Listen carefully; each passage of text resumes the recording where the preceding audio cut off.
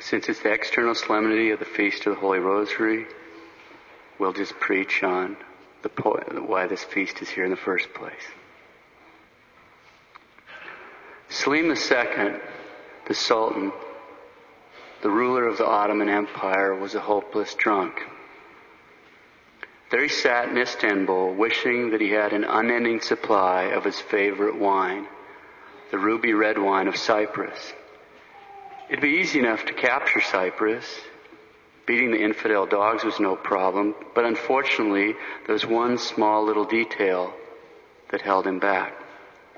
Cyprus was a colony of Venice, and unfortunately, Venice and Turkey had made a treaty, a peace treaty, and it had been sworn to on the Quran. So Selim had a little problem. There lay Cyprus, just a few miles off the Turkish coast, and he was bound by Allah to keep the peace. But with Cyprus so close, why should he, the Sultan, pay those Venetians, those idolaters, for the wine that should rightfully be his? So Selim summoned the Grand Mufti and ordered him to come up with a suitable excuse, which would give Selim not only the right, but even the obligation to break the treaty and invade Cyprus. After all, that wine was really rightfully his. So the Grand Mufti dutifully issued a fatwa, a religious edict, pronouncing that irregardless of what treaties may or may not have been made, it was their religious duty to bring any and all land that the Muslims had ever ruled back under the crescent. And of course, back in 649, Cyprus had been the first European land invaded by the Mohammedans. It was one of those moments where Selim II really felt the crushing weight of his duty as the Sultan.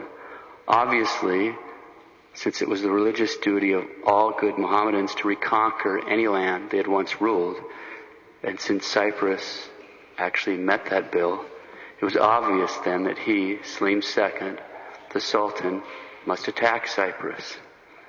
That's what treaties were for anyway, to give you some breathing room. After Cyprus was conquered, well, why stop there? As long as he's at war with Venice, he might just as well go along and bring them into submission. Besides, when he got right down to it, the wine really was rightfully his. So Selim II, the Sultan of Turkey, placed a degenerate named Lala Mustafa at the head of an army of 100,000 men. He placed Ali Pasha as the admiral of his fleet, and he sent them off to conquer Cyprus and to quickly drive the infidel dogs off that island which they were unjustly occupying. The invaders landed on Cyprus in July of 1570. Lala Mustafa placed Nicosia under siege, but after he had promised to guarantee the lives of both the Venetian soldiers and the citizens of the town, they surrendered. But he didn't have to tell them the truth, after all. They're infidels. His word was just exactly as good as the treaty. Nearly all the soldiers and civilians were immediately massacred. Well, not immediately. First, they were tortured. Then they were massacred. Mustafa was careful to save the lives of 2,000 young boys and girls. He enslaved them and sent them back to Turkey. The city of Famagusta, ruled by the Venetian knight Marc Antonio Bragadino, was expected to fall as quickly as Nicosia. But in spite of the fact that he had only 8,000 soldiers, he held on for almost a year. The defenders were now down to fewer than 2,000 soldiers, and their food and munitions were getting dangerously low when in July of 1571, the Turks finally managed to breach a very large section of the main wall of the city. On August 1st, Bragadino finally agreed to yield under honorable terms. So he yielded to the Turks. Lala Mustafa requested that Bragadino come to meet with him. He did so riding on a Famagusta with his military commander, a young page, and 40 soldiers as an honor guard. Mustafa accused Bragadino of having killed some Turkish prisoners and insisted that the page remain behind as a hostage for reasons that were clear enough to Bragadino. Bragadino pointed out the terms of surrender had already been agreed to and signed, and there had been no mention of any hostages.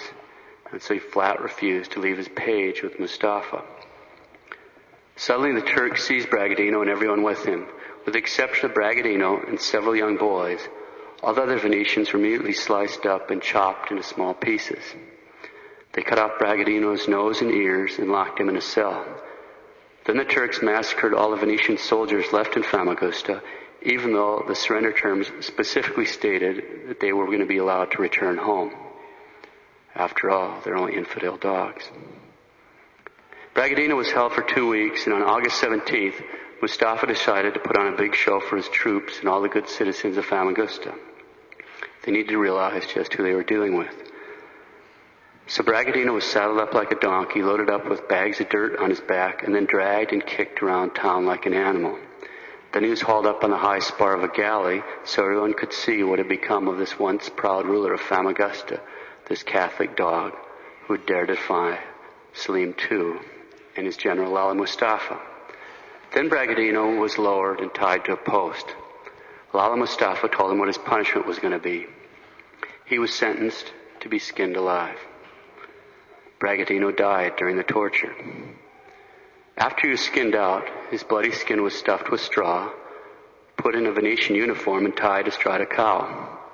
While holding a parasol over Bragadino's stuffed skin, the cow was led all around town. Then Mustafa had the stuffed skin of Bragadino hung off the yardarm of his own galley. It's like some sort of satanic windsock there in the breeze. Then, as a crowning touch to the day, the Turks completely sacked the city and put some 30,000 Christians to the sword with no regard to sex or age. After all, they're only infidel dogs. Meanwhile, during the siege of Famagusta in March of 1571, the great Pope St. Pius V signed the treaty which, in the first place, brought the Holy League into existence, and in the second place, placed the war against the Turks into the hands of the Blessed Virgin Mary. The Holy League was a Catholic league. It's a fleet composed of men and ships from 4 groups, from Spain, from Venice, from the Papal States, and of course the great Knights of St. John of Malta. If you're wondering what the Papal States were, remember that the Pope was a ruler of a territory which is now central Italy until the Freemasons stole it in the 1800s. Tossed into the fleet of the Holy League was a tiny handful of Frenchmen and Englishmen. Somewhat amazing, given that both Catholic France and Protestant England were allied with the Turks. In fact, they were supplying the Turks with arms. The supreme commander of the Holy League was a 25-year-old half-brother of the King of Spain, Don Juan of Austria. Don Juan's fleet assembled in Messina, Sicily, and they were still unaware of the fall of Famagusta when they sailed out on September 16th with the papal nuncio blessing each ship as it passed out of the harbor. Every man on board was carrying a rosary. Prior to sailing, the men fasted for 3 days. Confession and Holy Communion was made available. St. Pius V called on the confraternities of the Holy Rosary to pray and then redouble their prayers for Catholic victory. He asked all of Catholic Europe to pray the Rosary for victory. He ordered the monasteries and convents to keep prayer vigils before the Most Blessed Sacrament. In the meantime, after having murdered, raped, pillaged, and burned his way through many of the islands and towns in the Adriatic Sea, Ali Pasha had headed out into the Gulf of Lepanto. It's now known as the Gulf of Corinth. And he was preparing to winter his fleet of nearly 300 galleys, which carried 35,000 soldiers and 13,000 galley slaves. An Algerian pirate then told him of the gathering of this Catholic fleet in Sicily. So Ali Pasha hurriedly sent the message to the Sultan asking for instructions. Selim II replied that if the fleet of infidel dogs should come anywhere within range, Ali Pasha should fight it. Galley warfare is essentially a floating version of a land battle. The essential tactics are ramming and then boarding, and the main purpose of the troops is to board and capture the enemy vessels. On the 208 galleys of the Holy League, Don Juan commanded 30,000 soldiers and nearly 13,000 sailors. They were armed with swords, pikes, muskets, blunderbusses, crossbows, and bows and arrows. Every galley had a chaplain, sometimes 2. These were usually Jesuits, Dominicans, or Franciscans. Don Juan sent out a Knight of St. John with 4 galleys to locate Ali Pasha's fleet. On September 28th, the Knight reported that the Turks had gone to Lepanto to prepare for the winter. The Admiral Andrea Doria suggested that the leaders of the Catholic fleet meet in council to decide what action to take. Don Juan replied, "The time for council is past. The time to fight is now." On October 5th, a Venetian ship brought word to the fleet of the Holy League that Famagusta had fallen, that had been completely pillaged, that all the soldiers and most of the citizens had been put to the sword, and that Bragadino had been skinned alive. The news spread like wildfire throughout the fleet, and the men were filled with helpless rage and anguish and overwhelming desire to avenge their comrades. Some of the men had friends or relatives that had fallen at Famagusta. In fact, the two largest and most heavily armed warships in the Holy League fleet were commanded by two of Bragadino's own brothers. At 2 a.m. on October 7th, 1571, a favorable wind sprang up, which enabled the Catholic fleet to sail into the Gulf. Don Juan flew the blue flag with the figure of the crucified Christ and had a banner of Our Lady of Guadalupe on his ship. At dawn, the priest said Mass and then gave a general absolution to all the men on board, and they formed up the ships in a formation like a cross. Don Juan moved in a launch from ship to ship, holding up a crucifix and encouraging his men, telling them, "We are here to conquer or die. In death or in victory, you will win immortality." The Turkish fleet emerged, stretched out in a battle line some 3 miles in length, taking its typical battle formation like a crescent moon. Over Ali Pasha's flagship flew the green banner of Muhammad, inscribed with the name of Allah, written 28,900 times in gold letters. The Turks made a great noise with gongs, cymbals, conches, and yells. The Christians rode forward with the battle cry, "Famagusta, Famagusta, Famagusta." Two flagships rammed into each other.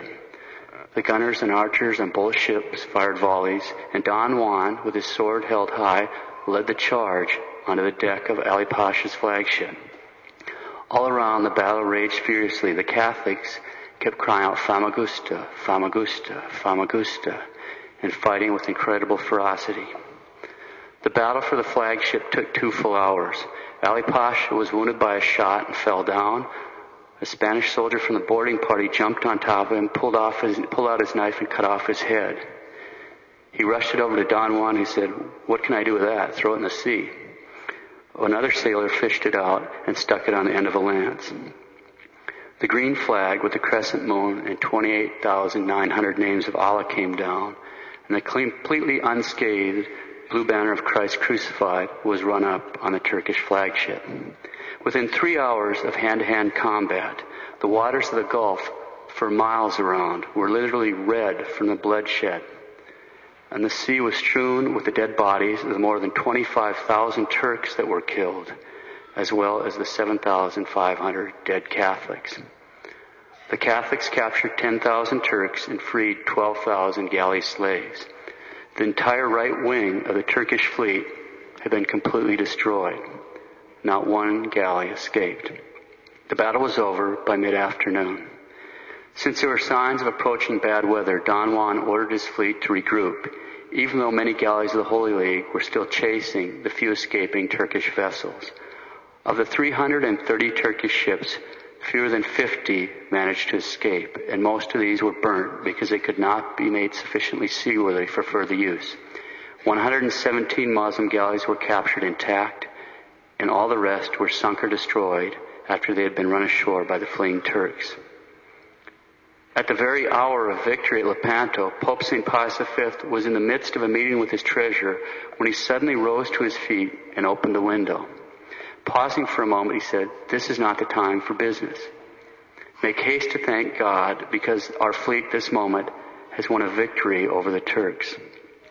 On October 21st, the first written reports reached Rome. The Pope shed tears of joy and repeated to God the words of Simeon, the Nunc Dimittis. "Now thus dost dismiss thy servant, O Lord, according to thy word, in peace, because my eyes have seen thy salvation, which thou hast prepared before the face of all peoples, a light of revelation to the Gentiles and a glory for thy people Israel." That Sunday he celebrated a Mass of Thanksgiving in St. Peter's Basilica, and later he designated October 7th, the day of the Battle of Lepanto, as a feast day in honor of Our Lady, and thanksgiving for that great victory. Today we're celebrating the external solemnity of this great feast, a victory obtained by the Queen of the Most Holy Rosary and her warriors. And Selim II, whatever became of him. In 1574, after sucking down a whole bottle of that red Cyprus wine, Selim II, the Sultan, the ruler of the Ottoman Empire, fell down drunk in his bathroom and fractured his skull and died. Another serpent's head crushed.